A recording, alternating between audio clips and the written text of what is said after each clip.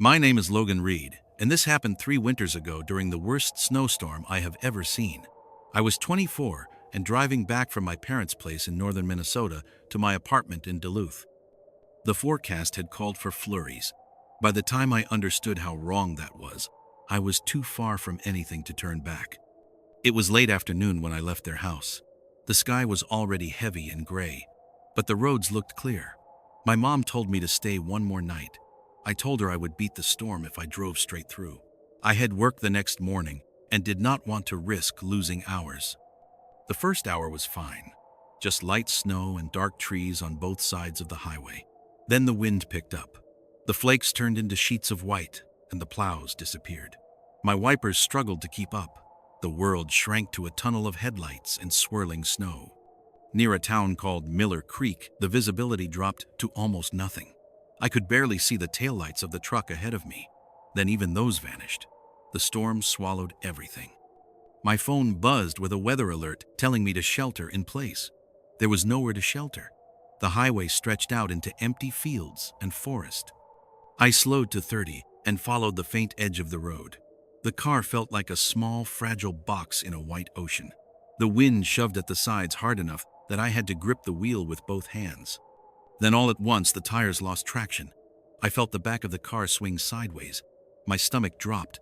I tapped the brakes too hard and the car spun. The world turned into a blur of snow and darkness. Then there was a heavy crunch, and the car slammed to a stop, nose first, in the ditch. For a moment, I just sat there with my hands still locked on the wheel. The engine was still running.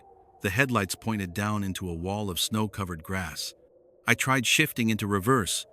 The tires spun uselessly. I was stuck. I checked my phone. 1 bar of service. I called roadside assistance. The automated system put me in a queue. When a human voice finally came through, it was faint and distorted. All I caught was that the tow times were several hours at least, and conditions were getting worse. The call cut out before we finished.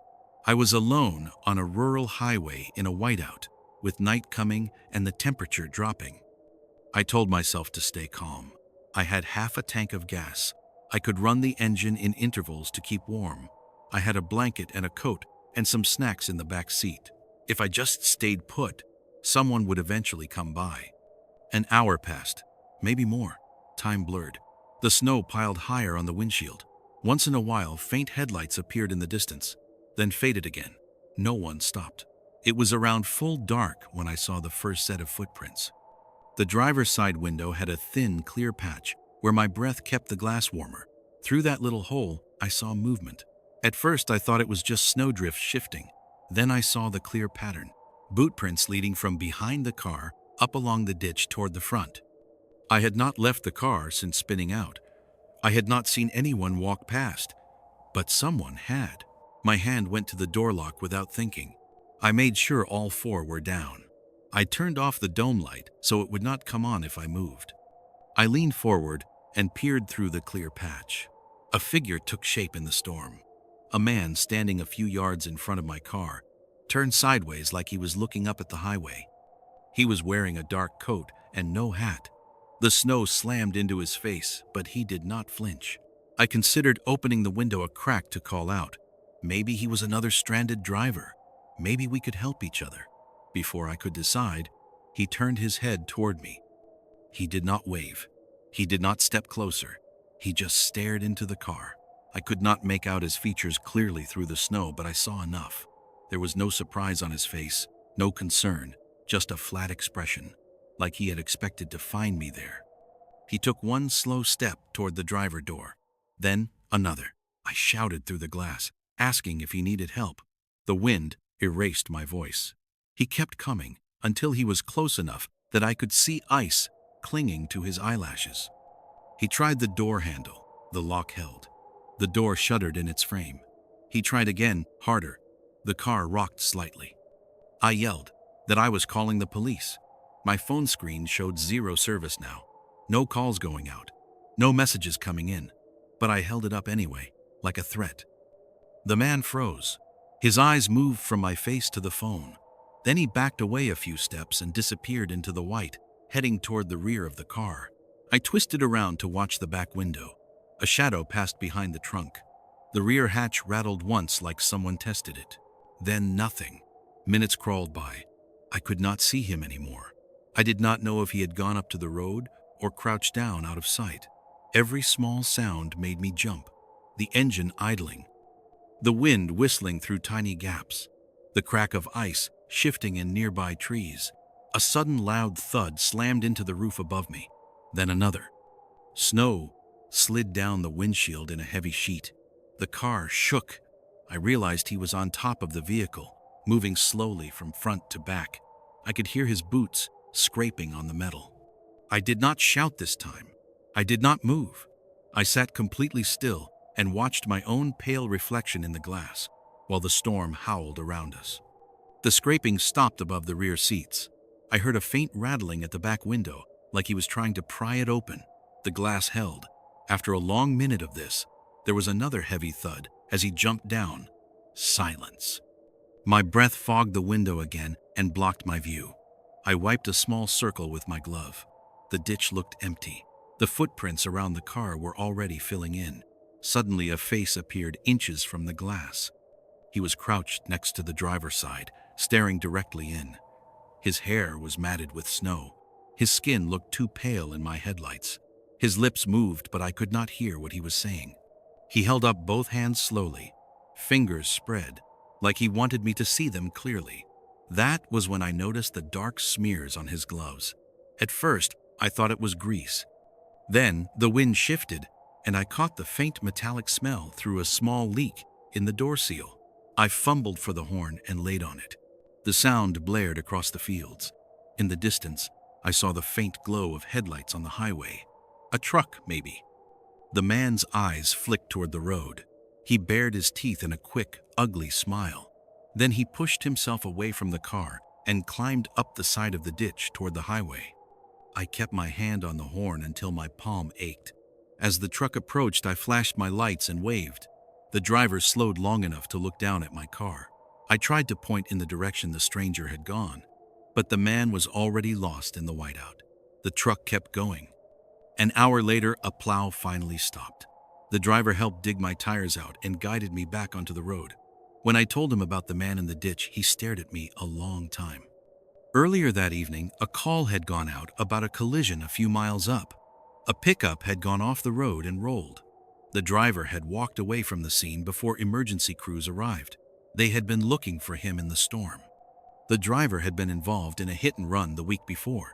That was why the police were interested. The plow driver did not say much else. He just told me to follow close and not stop for anyone else until we reached town. I made it home a few hours later, exhausted and shaking. I still drive that stretch sometimes in clear weather. In daylight, it looks harmless, just a long, flat road through quiet fields. But every winter, when the first snow comes and the forecast mentions whiteout conditions, I feel my hands clench on the wheel. Because somewhere out in that storm, a man with dark stains on his gloves was walking from car to car, trying door handles, looking for someone who had not locked theirs. And the only thing that kept him out of mine was a thin metal latch and the chance timing of a snowplow that finally came.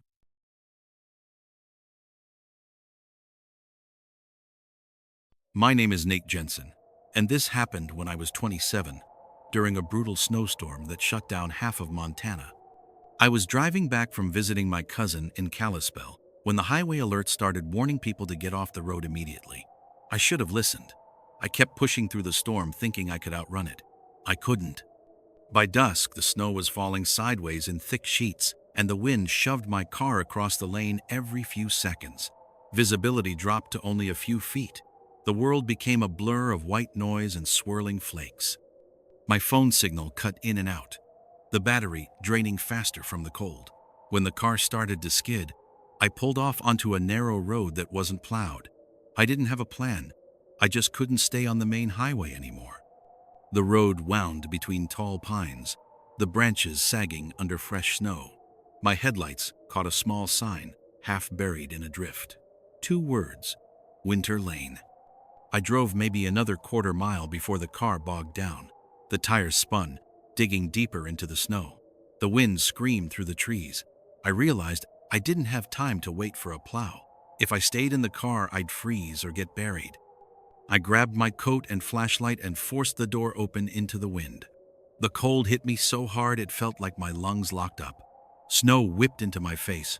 My boots sank nearly a foot with each step. That was when I noticed faint lights through the trees. Not bright, just a warm flicker. A cabin, maybe. Something with a generator. I pushed toward it, my legs heavy, my breath burning. The lights grew clearer through the storm. A small wooden cabin sat at the edge of a frozen lake, half hidden by pines. A narrow path had been shoveled from the porch to a shed. Someone had been out here recently. That thought calmed me. I wasn't alone. I stumbled onto the porch and knocked. No answer. I knocked again harder. Still nothing. My skin was going numb. My heartbeat felt slow, heavy. Survival instincts kicked in. I tried the door. It opened. Warm air hit me immediately. The cabin smelled faintly of wood smoke, and something else I couldn't place. Something metallic. Inside was dim, lit by a propane lantern on a table. A pot sat on the stove. The cabin wasn't abandoned. Someone lived here, but the room was empty. I called out. No response. I set my gloves near the stove and walked deeper inside. The layout was simple. One main room, a small bedroom, and a door leading to the back. The bedroom door was open, a crack. I pushed it gently. Inside were a bed, a nightstand, and clothing folded neatly in piles. Someone's boots were on the floor, dusted with snow from earlier. The bed was made perfectly, too perfectly. The wind rattled something outside, a sharp banging against the cabin wall. I froze. The sound repeated, slow, rhythmic. I moved to the window and wiped away the fog with my sleeve. The night outside was a wall of white. I could barely see anything, but I heard footsteps, slow crunches in the snow circling the cabin. Someone was out there. I backed away from the window and reached for my phone. No signal. It was almost dead anyway. I grabbed the flashlight and turned off the lantern so the cabin went dark, except for the faint glow from the stove. I crouched behind the table and listened. The footsteps stopped at the front porch. Snow thumped off boots. Then a long, slow breath came from the other side of the door, close enough that I heard it through the wood. I held my own breath. A shadow passed by the window, tall, broad-shouldered, moving slowly. Then the doorknob turned. It didn't open. I had locked it when I came in, but the handle twisted back and forth, more forceful each time, until the old metal rattled loudly. I stayed perfectly still, clutching the flashlight so tightly my knuckles ached. Eventually, the rattling stopped. The footsteps moved away from the porch. Snow crunched beside the cabin again, back toward the lake. A scraping sound came next. Long, slow, metal, on ice. I risked peeking through the window again. The snow eased for a moment and I saw something near the edge of the lake. A sled. A wooden sled with a long rope handle. A man in a dark coat was pulling it. Something wrapped in a tarp lay across it. Something long, human length. My stomach flipped. He dragged the sled across the frozen lake, disappearing into the storm on the far side. When the sound finally faded, I told myself to leave before he came back. I stuffed my coat under my arm and reached for the door. That was when I saw it. A second set of footprints, smaller ones, leading not away from the cabin but toward the shed behind it. They looked fresher, not snowed over like the others. Someone else was out here. Someone who had come from the lake earlier. I stepped outside and followed the prints with the flashlight. The shed stood crooked in the wind. Its door cracked open slightly. I pushed it. Inside was a small room with tools on the walls. Axes, saws, ropes, hunting gear. A lantern hung from a hook, still warm. And in the corner, tied to a support beam with a heavy rope, was a young man about my age, shaking violently from cold. His mouth was taped. His wrists were raw from pulling at the restraints. His eyes were wide when he saw me, pleading, terrified. I ripped off the tape and he gasped out a whisper. "He'll be back." I cut the rope with a hatchet from the wall. The guy tried to stand, but his legs gave out. I hauled him up with one arm and we staggered toward the cabin. The wind howled again, drowning out everything else. Inside, I locked the door and dragged a dresser in front of it. The guy kept whispering over and over. He brings people out here. He waits until storms. He said the man watched the highway during winter blasts, grabbing anyone who spun out or got stuck. The storm hid everything. By the time crews came through in daylight, the snow buried all tracks. I didn't ask what was on the sled earlier. I didn't want to know. We took turns running the stove and lantern all night. Every few hours I heard faint scraping on the lake again, but I refused to look. When the sun finally rose, the storm broke. A plow came through eventually and we flagged it down. The man from the shed collapsed in the snow beside the road while I explained everything in a rush. The officers searched the area that afternoon. They found the cabin, the shed, the lake, the sled tracks, but no man, no footprints except ours. The officers said storms erase everything. Paths, evidence, names. But I know what I saw moving through that whiteout. I know what I heard circling the cabin. And when I remember that long, slow breath on the other side of the door, I wonder how many winters he has been out there waiting for the next person who thinks they can outrun a storm.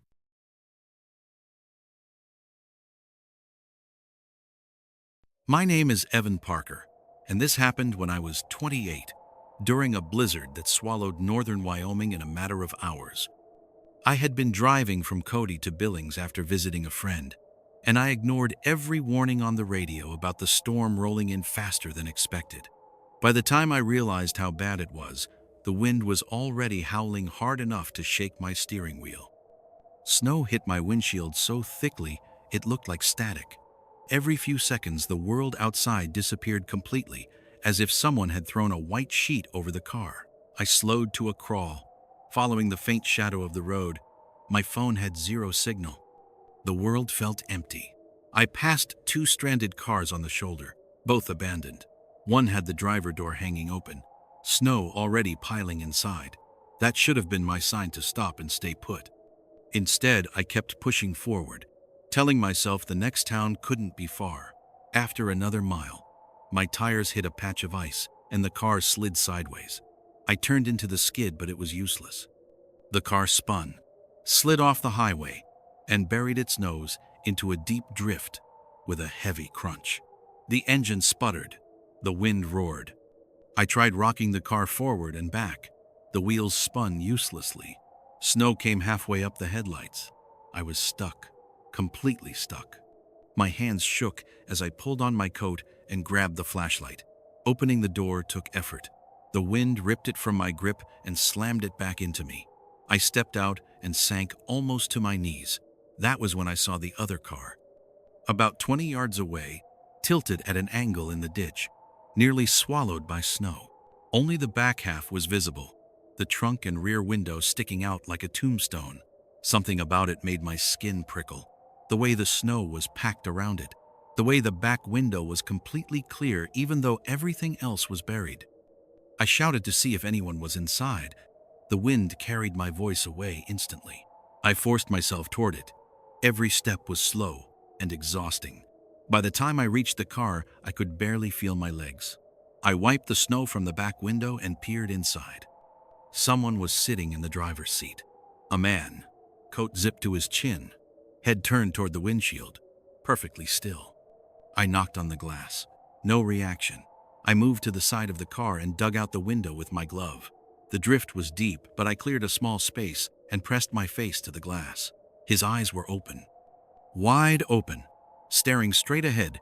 Snowflakes blew through a crack in the windshield and landed on his cheeks. He didn't blink. He didn't move. A chill shot through me. I yelled again. He didn't react. Then I noticed something that made my stomach twist. His seatbelt wasn't on. His hands weren't on the wheel. His fingers were curled against the door, like he had been reaching for the handle when he froze, like he'd been about to get out. I checked the door. It was unlocked. I hesitated. Something deep down told me not to open it. Not because of him, but because of something else. Something about the snow around the car. There were footprints around it. Not old ones, fresh ones, leading from the front of the car around the passenger side, circling back and forth. but none leading away. The wind didn't erase them. The snow was falling sideways, not straight down. Those prints should have been buried, but they were crisp and dark, as if someone had been pacing there minutes earlier. I lifted my flashlight and followed the path of the prints around the car. They stopped behind the trunk. The snow there was disturbed, packed down heavily, as if someone had stood there for a long time, watching something, watching me. A sharp cracking sound echoed behind me. I spun. My own car shifted in the drift. Snow sliding off the roof. That was what I told myself anyway, that it was just settling. Except I heard something else layered in the wind. A voice. Not words, just a low, rasping exhale. Slow, deliberate, close. I yanked my headlamp up and swept the trees. Nothing but swirling white. Then I caught movement behind the buried car. A shadow pulling back behind the trunk. Too tall to be mine. Too solid to be snow. I felt pure panic rise up through my legs. I backed away from the buried car fast, almost tripping, and fought my way through the drift back to my vehicle. I dove inside, slammed the door, and locked it. My breath fogged the glass instantly. I expected the windows to go white from snow again. Instead, I saw a shape move past the passenger side window. Slow, walking upright, human. I ducked low, heart slamming against my ribs. The shape paused by the front of my car. Snow hit the glass too hard to see clearly, but the silhouette was unmistakable. A man, leaning down toward my hood, as if checking whether the engine was warm. I didn't move. I didn't breathe. After a long, awful minute, the shape drifted back toward the other buried car. I watched through a strip of clear glass as it stopped by the driver's door and slowly leaned down. The man in the seat still didn't move. The shape straightened, then turned toward the forest, and walked into it, not stumbling, not struggling against the wind, moving steadily, like the storm didn't touch him at all. I waited another half hour before daring to start the engine again. I kept the doors locked, hazard lights flashing, praying someone would see me. Eventually, a snowplow appeared, pushing through the storm like some massive metal ghost. The driver dragged me out with a winch and drove me to the nearest service station. When I told him what I'd seen, he just looked at me and said quietly that every winter, someone was found frozen in their car on that stretch, always facing the trees, always with footprints around the vehicle, always as if they were trying to get out before something else got to them first.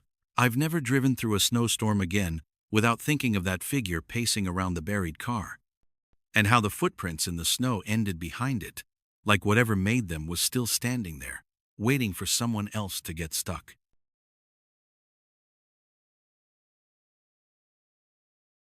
My name is Caleb Morris, and this happened when I was 24 during a February whiteout that tore across South Dakota without warning.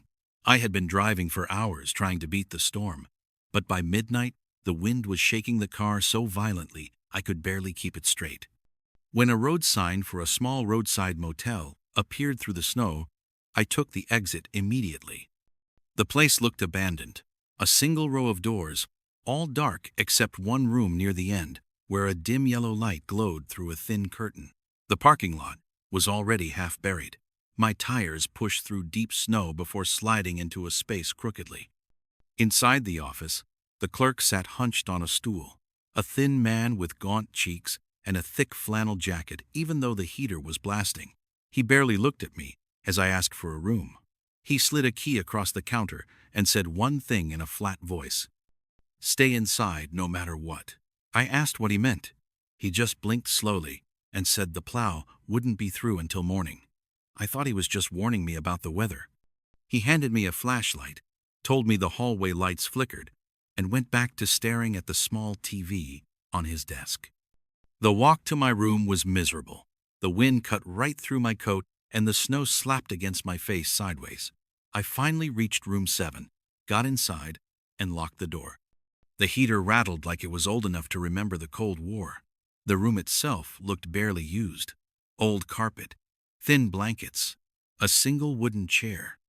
I set my bag down and checked the window. The snow outside was climbing steadily, almost halfway up the glass already. The wind howled like a freight train. I shut the curtain and tried to ignore how cold the room still felt. Around 1:30, I heard something. A soft knocking. Not at the door, at the wall behind the bed. I froze. The room on the other side of that wall should have been empty. All the lights were off when I arrived. The knocking continued. Slow, steady. 3 taps, then silence, then 3 more. I sat up in the bed listening. The heater rattled. The wind screamed. Then another sound cut through everything. A muffled voice. Help me. I held my breath. It came again. Help me. I got up, crossed the room, and pressed my ear to the wall. The voice was clearer. A man. Weak, strained, like he was barely conscious. I tried calling the front desk, but my phone showed 0 signal, and the room phone was dead. I pulled on my boots and coat, grabbed the flashlight, and stepped into the hallway. The snow had blown in under the door seams. The air smelled damp and cold. I walked to room 6 and knocked. No answer. I tried the knob. It clicked. Unlocked. The room inside was freezing. The curtains were open, letting in the glow of the snow-covered parking lot. The bed was perfectly made. No luggage anywhere. No signs of anyone staying there. But the window was open 2 inches. Snow had blown across the sill in a thin drift. I walked closer. The footprints were the first thing that made my stomach sink. Bare footprints, leading from the window toward the bathroom. I followed them slowly. The flashlight beam trembled in my hand. I reached the bathroom door and pushed gently. The room was empty, silent, cold enough that my breath fogged. Then the wall behind me creaked. Not the room wall, the shared wall between my room and this one. The same one where I'd heard the knocking. I stepped back into the main room and swept the flashlight across the walls. Something caught the light. Scratches. Dozens of them. Vertical lines etched into the paint along the bottom of the wall, near the floor. Some shallow, some deep. Like someone had clawed at it desperately. I backed away. A floorboard shifted behind me. I spun around and saw movement through the window. A dark shape crossing the parking lot through the blowing snow. Not walking normally. Staggering. Dragging one leg. He moved between the cars slowly, weaving through the drifting snow. At first, I thought he was just another stranded traveler, until he looked up toward the building. His face was wrong. Not frozen. Not blue from cold. Just blank. Empty. His eyes reflected white in the flashlight beam like an animal's. He stepped closer to the building. Too close. Too quietly. The wind was brutal. Yet I couldn't hear his footsteps at all. I killed the flashlight instantly. The stranger walked directly toward room 6's window, his hand pressed against the glass. Then he leaned his forehead against it, staring inside. I backed away slowly, heart pounding. Then he moved. Fast. He stepped back and slammed his shoulder into the window. The glass bowed inward violently. I ran, bolted out the door and down the walkway toward the office. The wind nearly knocked me off my feet. I burst inside and yelled for the clerk. He didn't react at first. Only when I grabbed his arm did he turn to me, eyes wide with a tired kind of fear. He asked one question. Which room was he at? I told him. He swore under his breath and reached under the counter for something. A long metal bar. He motioned for me to stay low and follow him back outside. The snow was nearly waist deep now. I could barely see. The man at room 6 had stopped slamming the window, but his silhouette was still there, pressed close like he was listening for movement inside.